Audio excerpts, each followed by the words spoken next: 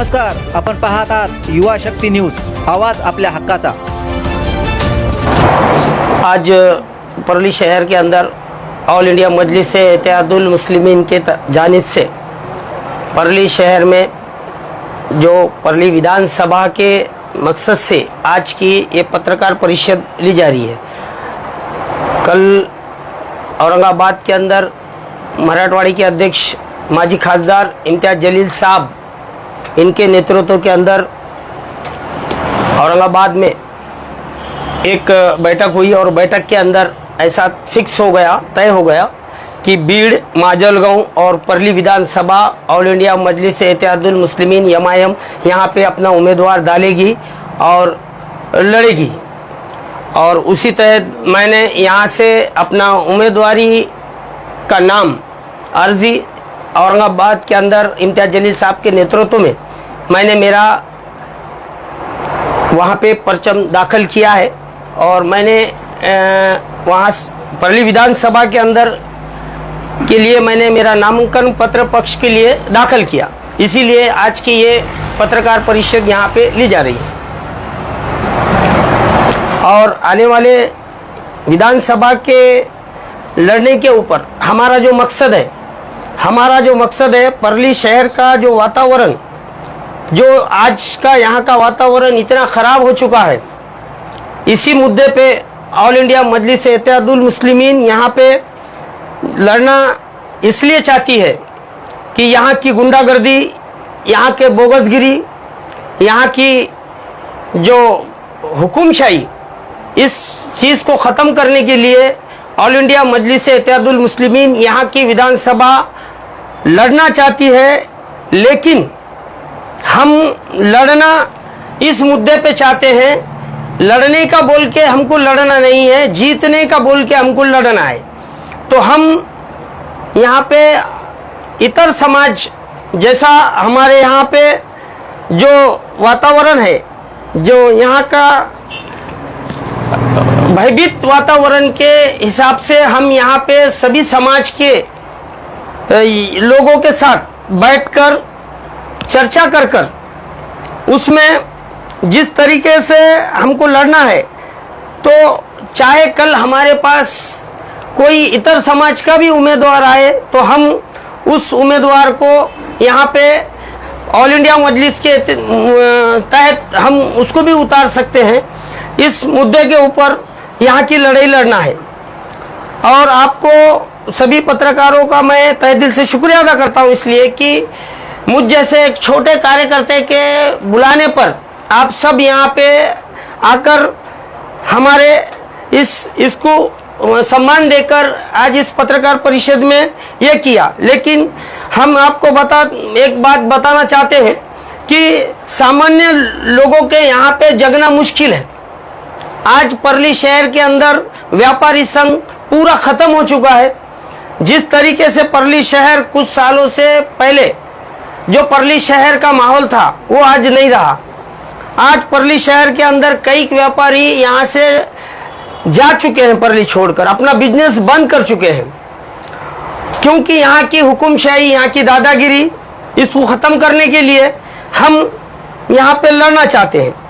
और दूसरी बात, परली शहर के अंदर आज हर तरीके का जो हमारा बाज़ार था, आशिया खंड के अंदर हमारा यहाँ का जो मार्केट कमेटी है, वो भाव परली से निकलता था और पूरे मराठवाड़े के अंदर चलता था। लेकिन आज हमारा भाव ही मालूम नहीं, हमारा मार्केट ही हमको मालूम नहीं, क्योंकि ये दहशत वातावरण के वजह से। दूसरी बात, पूरे हमारे मराठवाड़े के अंदर सबसे बड़ा हमारा बैल बाजार, जानवरों का बाजार भरा करता था। आज हमारे को वहाँ पे बकरी भी नहीं दिखती। इसका कारण हमारी दादागिरी, इस परली के अंदर जो दादागिरी है, इसको तंग आकर यहाँ के लोगों ने ये हर चीज़ यहाँ की बंद हो चुकी है। और यहाँ का जो भ्रष्टाचार है, ये एक ऐतिहासिक भ्रष्टाचार है। परली शहर का भ्रष्टाचार पूरे दुनिया में, हिंदुस्तान में नंबर 1 पे आएगा।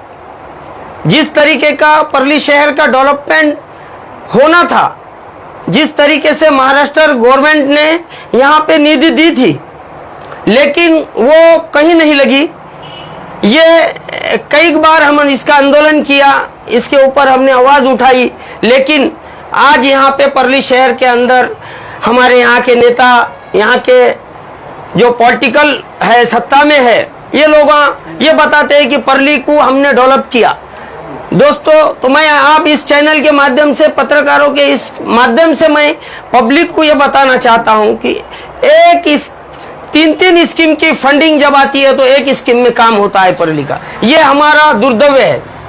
आज परली शहर के अंदर यहाँ पे कई बार शादी खाना, कई 10 साल से एक शादी खाना बन रहा है, आज तक कंप्लीट नहीं हुआ। और हमारे नेता बार बार बताते हैं कि मुसलमानों के लिए शादी खाना बना, बुद्ध विहार बना, वसति गृह बना, वाचनालय बना, नटराज बना। तो मैं आपके माध्यम से ये परली के जनता को और महाराष्ट्र सरकार को भी ये बताना चाहता हूं कि आज तक शादी खाना 11 साल से तैयार नहीं हुआ। बुद्ध विहार सिर्फ बाहर से तैयार हुआ है। जिस तरीके से उसका एस्टिमेट था, जिस तरीके से उसकी ऑर्डर थी, वो नहीं हुआ। उसी तरह वाचनालय आज सब आप सब पत्रकार लोग ये जानते हैं और मालूमात भी रखते हैं कि 9-10 साल हो गए, आज तक वो वाचनालय बंद पद्धति में पड़ा है। लेकिन उसकी जो कॉम्प्लेक्स बना है वो बिक चुका है। ये हमारा दुर्दैव है। उसी तरह हमारे यहाँ पे अल्पसंख्यक वसति गृह आज 10 साल से बन के धूल खाते पड़ा है। लोग उसको करोड़ों से काट के ग्रिल निकाल के लेके जा रहे हैं, लेकिन आज तक 25 कोटी का वो काम है। आज तक कोई समाज के, अल्पसंख्यक समाज के वो काम नहीं आया। इसकी वजह हमारा नेतृत्व कहीं तो भी चुक रहा है। परली का जो विकास के तरफ का ध्यान है ये निकल चुका है। सिर्फ पैसे कमाने का ध्यान और हमको यहाँ के नेताओं को बड़ा बनने का ध्यान ये चालू है। आज परली शहर के अंदर ड्रेनेज के ऊपर इतने सालों से काम चालू है, 10% काम पूरा नहीं हुआ आज तक। वो भी काम निधि 75% बिल उठा के खा चुके हैं। उसी तरह नगर उत्थान, दलित उत्तर, वैधानिक महामंडल, आमदार फंड, दलित वस्ती, ये जो फंडिंग है वही काम डबल यहाँ पे हो रहा है। तीर्थ क्षेत्र के अंदर भी वही काम हो रहा है। वैधानिक विकास महामंडल जो शहर डेवलपमेंट के लिए जो निधि आई उसमें भी वही काम हो रहा है। आज आप देख रहे हैं, आपको मैं एक बात बताना चाहता हूं कि हमारे परली शहर के अंदर ड्रेनेज के लिए रोड फोड़ा जा रहा है और उसके बाद उसको पैचेस किया जा रहा है और उसके बाद पूरा रोड फोड़कर वो रोड को फिर से नया बनाया जा रहा है। अरे 3 निधि में एक ही काम हो रहा है। एक निधि में एक काम अगर होता तो परली शहर के अंदर मट्टी नाम की चीज नहीं होती। आज परली शहर के अंदर यहाँ के लोगों को कैंसर, दम्मा और उसको हार्ट की बीमारी, जिसको अस्थमा, ये कैंसर सर की बीमारियां हमको यहाँ परली शहर के जनता को सहन करना पड़ रही है। उसकी वजह यह है कि हम डस्ट में जी रहे हैं। परली शहर से बाजू को हमारा पावर स्टेशन है, थर्मल पावर स्टेशन, वहां की राख पूरे परली से जा रही है। पूरे परली के रोडों पे राख होती है और वो राख पूरों के फेफड़ों के ऊपर जाकर हमारे को अस्थमा और कैंसर सर की बीमारी हो रही है। इसीलिए आज हमारा जो लड़ना है, हम आज यहाँ पे आपको एक बात बताता चलूं कि हम समविचारी लोगों को, समविचारी पक्षों को, समविचारी सोच के लोगों को साथ लेकर आने वाली विधानसभा लड़ने का हमारा पूरा विचार और मन बना चुके हैं। कल हो सकता हमारी युति किसी हमारे समविचारी पक्ष से हो जाए तो भी एमआईएम उसको समर्थन देकर यहाँ पे सिर्फ बदलाव लाने के लिए, यहाँ का विकास के लिए, यहाँ का भ्रष्टाचार खत्म करने के लिए, यहाँ की गुंडागर्दी खत्म करने के लिए, यहाँ की दादागिरी। आज मोंडा मार्केट के अंदर एक व्यापारी नहीं है। आज यहाँ पे कई लोग प्लान कर चुके, 400 जो व्यापारी है यहाँ से लातूर, अंबेजोगाई, सोनपेट, सिरसाला ऐसे गांव में जाके यहाँ के व्यापारी बस चुके हैं। ये कारण कि यहाँ किसी का दबाव नहीं रहा। यहाँ पे कुछ नेताओं के लोगों ने दादागिरी कर कर अपना वर्चस्व हासिल कर कर यहाँ पे अपने सब हासिल कर लिया है। यहाँ के मार्केट के अंदर सब एजेंसियां एक दूसरे के छिना के लेकर एजेंसियां लिया जा रहा है, तो व्यापारी यहाँ क्यों टिकेगा। इसीलिए आज की इस पत्रकार परिषद के अंदर यही कहने के लिए मैं आप लोगों से रूबरू हो चुका हूं और आपने भी पूरा वक्त दिया हमको और आपके वक्त की कदर करते हुए मैं आपके तहे दिल से शुक्रिया अदा करता हूं और मेरे जो ख्यालात थे मैंने आपके सामने रख चुका हूं। अब आपके सवालात आप कर सकते हैं।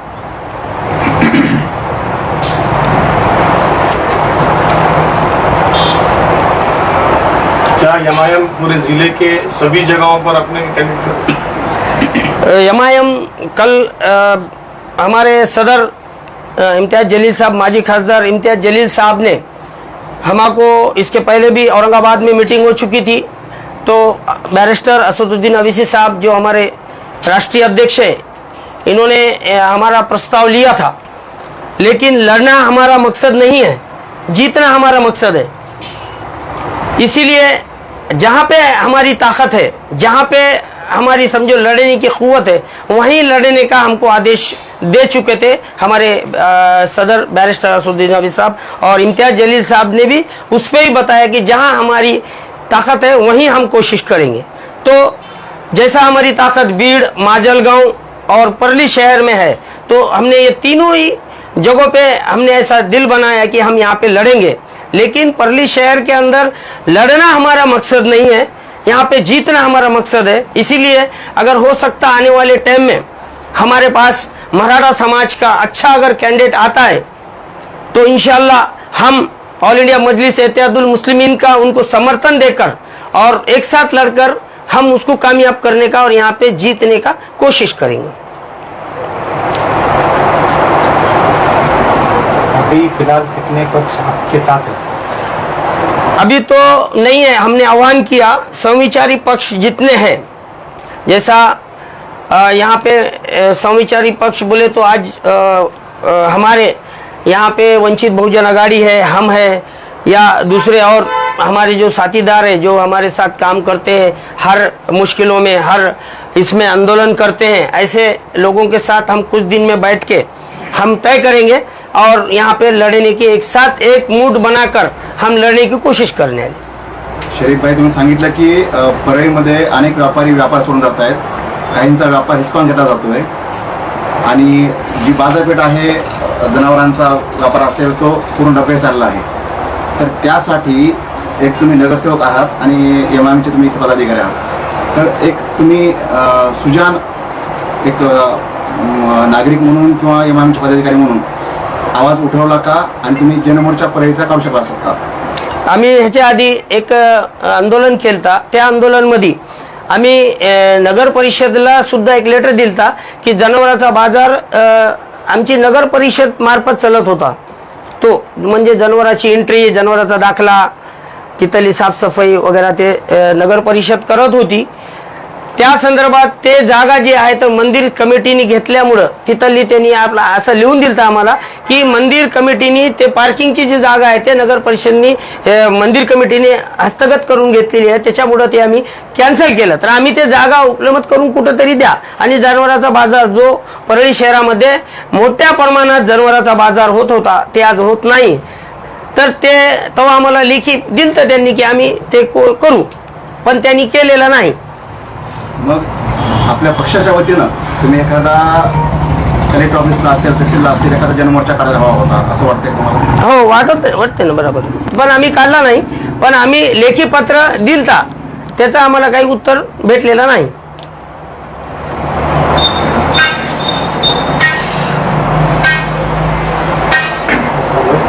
समविचारी पक्ष में कोई इतर समाज से, जैसा आप बोले मराठा वगैरह है कैंडिडेट, तो क्या उस पर एमआईएम सपोर्ट करेगा? अगर कल हो सकता कि हमको समझो मराठा समाज जैसा आज जरंगे पाटिल एक पर्याय हमारे बीड़ जिले में बोलो महाराष्ट्र में एक पर्याय बोलकर आए और इस पर्याय को एक सक्सेस पर्याय समझेंगे, हम सक्सेस पर्याय समझेंगे। तो हमारी पहली मांगनी जरंगे पाटिल साहब से और उनके यहाँ पे टीम जो परली में जो टीम है उनकी, इनसे हमारी डिस्कस चालू है कि अगर ऐसा हो सकता है, जरंगे पाटिल, एमआईएम और वंचित के भी हमने कुछ लोगों से बातचीत की है, शहर अध्यक्ष से बातचीत हो गई हमारी। अब वो उनके वरिष्ठ से बातचीत कर कर 1-2 दिन में हमारी बैठक बैठाएंगे। अगर हो सकता है वंचित, मराठा समाज, जरंगे पाटिल और MIM ये बैठ के अगर यहाँ पे युति होती है तो बहुत बड़ा एक बड़ा खेला हो जाएगा और वो सक्सेस हो जाएगा। ये हमारी ये है।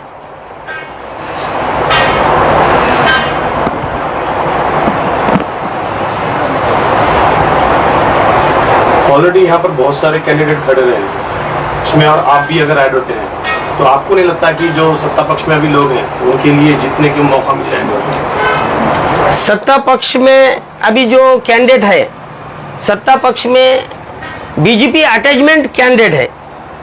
मैं ऐसा नहीं समझता कि वो लोग मुस्लिम के वोट के बिगड़ चुन के आएंगे। क्यों कि सबसे बड़ा यहाँ पे टारगेट रखने वाला जो वोटिंग का है परली तालुके के अंदर, परली मतदार संघ के अंदर, वो है मराठा समाज। 1,10,000 आज उनकी यहाँ पे गिनती होती है मराठा समाज की, और मुस्लिम समाज की 55 से 60,000 यहाँ पे है। 18 से 19,000 दलित समाज है, और इतर समाज जो 20,000 कोमटी समाज, वानी समाज, मारवाड़ी समाज, ये जो है। तो आज कहीं ना कहीं परली शहर के अंदर मार्केट के वजह से व्यापारी, मारवाड़ी समाज हो, वानी समाज हो, कोमटी समाज हो या मराठा समाज हो, इस सत्ता से इन लोगों से दूर है। तो मेरे को नहीं लगता कि हम ठहरने के बाद, जैसा लोकसभा का अगर उदाहरण लिए हम, लोकसभा के अंदर जिस तरीके से परली शहर ने काम किया, इतने दादागिरी में यहाँ का काम हुआ, बूथ की बूथ कैप्चर हो गए, एक आदमी ने एक बूथ का मतदान किया, ये सब पूरे महाराष्ट्र को पता चला। लेकिन ये विधानसभा में नहीं होगा, इसके लिए कहीं ना कहीं इनको इसकी तकलीफ है। इसीलिए आज ये हमारे पे आरोप भी कर सकते हैं कि विरोधक कि ये ठहरे तो जैसा कांग्रेस है, राष्ट्रवादी है, जबकि महाविकास आघाड़ी को हमारे नेता इम्तियाज जलील साहब ने डिमांड की थी कि हमको यूटी में ले लो, हम आपके साथ लड़ने के लिए तैयार है। जब कोई लेने के लिए तैयार नहीं है तो हम तो लड़ना, हमारा पक्ष है, हमको तो लड़ना पड़ेगा, हमारी ताकत हमको बताना पड़ेगी, चाहे कोई आओ। लेकिन हम वो भी नहीं चाहते, इसीलिए हम मराठा समाज, व्यापारी संघ, वंचित बहुजन आघाड़ी, इनके साथ बैठकर एक बड़ी मुठ बनाकर लड़ने का हमारा प्रयास है। अम्बेडकर साहब से कुछ आपकी डिस्कस हुई इससे से? उनसे नहीं हुई, लेकिन उनके जो नीचे के नुमाइंदे हैं, इनसे मेरी उनसे बातचीत हो गई। तो उनकी कोशिश है कि महाराष्ट्र में कुछ भी हो जाए, परली शहर के अंदर हम आपके साथ बैठ के यहाँ का विधानसभा हो या आने वाली नगर परिषद हो, इसके अंदर हम स्थानिक लेवल पे, क्योंकि हमको इस गांव में जीना है, हमको इस गांव में रहना है और यहाँ पे काम करना है, इसी मुद्दे पे लेकर यहाँ पे हमको काम करना है। इसीलिए सब मिलकर वो काम करने की कोशिश कर रहे हैं। आता विधानसभा निवडणूक लढवण्याची घोषणा पण केली परळीची विधानसभा लढवून, पण संवाद दौरा वगैरे तुमचा चालू का? संवाद दौरा आमचा समजा तालुक्यातील काही गावात झालेला आहे। आता आम्ही दोन ते 3 दिवसात पूर्ण मतदारसंघाचा दौरा चालू करत आहात। म्हणजे इकडून सुगाव, सायगाव, राडी या प्रभागामधून आम्ही दौरा सुरू केलेला आहे। आमचा सायगाव, सुगाव, आमची जी टीम आहे आपल्या परळी मतदारसंघामध्ये, सायगावमध्ये टीम आहे, सुगावमध्ये टीम आहे, राडीमध्ये टीम आहे, बर्दापूरमध्ये टीम आहे, लिमगावमध्ये टीम आहे, धर्मापुरी, सिरसाळा या टीमा आम्ही कामाला लावलेल्या आहेत। आणि पुढचे जे गाव आहेत आम्ही सगळे आता उद्या 2 दिवसात आम्ही बैठक घेऊन, आमचे जे सहविचारी पक्ष आहेत त्यांच्याशी बैठक घेऊन आम्ही सगळेच या दौऱ्यावर पूर्ण मतदारसंघाचा दौरा सुरू करणार आहोत। MIM अल्पसंख्यक के मुद्दों को उठाती है। परली के अंदर अल्पसंख्यक का जो हॉस्टल बना हुआ है, काफ़ी ज़माने से आपने अपने इस पर जिक्र भी किया उसको, और साथ ही साथ कब्रिस्तान का मुद्दा है। यहाँ पर आपने देखा कि वहाँ का रोड का मसला है, कंपाउंड का मसला है। इन चीज़ों को लेकर आपने ग्राउंड में क्या कोशिशें की है? जो आपने बताया कि वसति गृह के मैंने 2 आंदोलन कर चुका हूँ। एक आंदोलन में आप खुद मेरा साथ दिए कि अल्पसंख्यक दिवस के ऊपर उसका निषेध उद्घाटन हमने किया था आपके साथ, क्योंकि आज हर चीज का यहाँ पे परली शहर के अंदर सिर्फ यमायम इस नगर परिषद और यहाँ के नेताओं को सिर्फ नगर परिषद विरोध कर रही है। आज हमने यहाँ पे कुछ दिन पहले निवेदन दिया है, कलेक्टर को दिया, तहसीलदार को दिया, उसका कलेक्टर मुख्यमंत्री को तक के निवेदन दे चुके हैं। तो हमने उसकी रिपोर्ट भी लाए कि इसके अंदर कुछ विषय हमने 11 विषय दिए हैं, जिसके अंदर हर विषय हमारे पास मुख्यमंत्री को यहाँ पे रिशूट वहाँ पे हैंड टू हैंड देकर रिशूट ली है, जिसके अंदर पूरे विषय आपको देखने को मिलेंगे कि इसके अंदर वसतिगृह है, कब्रिस्तान है। जिस तरीके से महाराष्ट्र के अंदर नगर उत्थान जो निधि आई तो पूरे जिले में आई, परली में नहीं आई, पूरे जिले में आई, लेकिन दुर्दैव यहाँ के अल्पसंख्यकों का है कि हम ऐसे आदमी को सपोर्ट कर रहे हैं और ऐसे आदमी का साथ दे रहे हैं कि वो आदमी हमको अल्पसंख्यक सिर्फ नाम के लिए और अल्पसंख्यक जैसा आज हमको सिर्फ वोट के लिए वापराया जा रहा है। आज यहाँ से करीब माजल अंबेजोगाई केज मतदार संघ के अंदर अल्प तीर्थ क्षेत्र की फंडिंग आई, लेकिन तीर्थ क्षेत्र में बीजेपी की आमदार है वहाँ पे मुंद्रा, उस आमदार ने, मैं तारीफ नहीं कर रहा हूँ, लेकिन उस आमदार ने पूरे मतदार संघ के अंदर तीर्थ क्षेत्र का जो फंडिंग है वो दरगाहों को, खबरस्तान को, ईदगाहों को, मंदिरों को, बुद्ध विहारों को डिस्ट्रीब्यूट किया है। लेकिन हमारा बुरा यह है कि परली शहर के अंदर जो तीर्थ क्षेत्र का फंड आ रहा है वो सिर्फ हमको खुद डकार, यहाँ के नेता बोलो, यहाँ के गुत्तेदार बोलो, वही काम कर डकार ले रहे हैं और किसी दूसरे समाज के तीर्थ जो पर्याय क्षेत्र को नहीं जाकर वो सिर्फ वैजनाथ मंदिर ट्रस्ट इसको ही डेवलपमेंट हो रहा है। हमारा उसको विरोध नहीं है, लेकिन जिस तरह से यहाँ के लोग हैं, नेता है, वार्ड दिवस के ऊपर उमर शाहवली दरगाह जो है हमारी, वहाँ पे चदर चढ़ाने को जाते हैं। यहाँ पे दावत अली शाह मलिक दरगाह है, वहाँ पे चद्दर चढ़ाने को जाते हैं, लेकिन इनके दिमाग में वहाँ का रोड, वहाँ का डेवलपमेंट नहीं आता। सिर्फ पैदा हो गए तो चद्दर चढ़ाने के लिए गए, एक्सीडेंट से बचे तो चद्दर चढ़ाने के लिए गए। हम सिर्फ वापरने के लिए, हम भी और हमारे पीर वली भी यही काम कर रहे हैं। जसं तुम्ही आता सांगितलं की निधी वापरला जातोय मुंद्राकडून, कालच माजलगावला वर्धापन दिन साजरा झाला डॉक्टर आंबेडकर यांचा पक्षाचा। त्यावेळेला त्यांनी सांगितलं की एक राखीव मतदारसंघ आहे केज, ज्यामधून आमदार आहेत मुंद्रा, आणि आमदार असून सुद्धा राखीव मतदारसंघाचे त्यांनी आजपर्यंत अल्पसंख्याकाचा किंवा ज्या मतदारसंघात आहेत त्यांचा त्यांनी कधी प्रश्न उपस्थित केलेला नाहीये। नाही, प्रश्न नाही म्हणलं मी। तीर्थक्षेत्रामधलं फंड जे तीर्थक्षेत्र समजा धार्मिक स्थळ कब्रस्तान, आमच्या साहेबांनी आम्हाला विचारलं की तुम्ही याच्या कब्रस्तान याला तुम्ही आवाज उठवला नाही, पण आम्ही एका आमदाराने काही भागाला दिला, बाकी भाग मोकळा सोडला। हे आमचं हे आहे। ठीक आहे सर।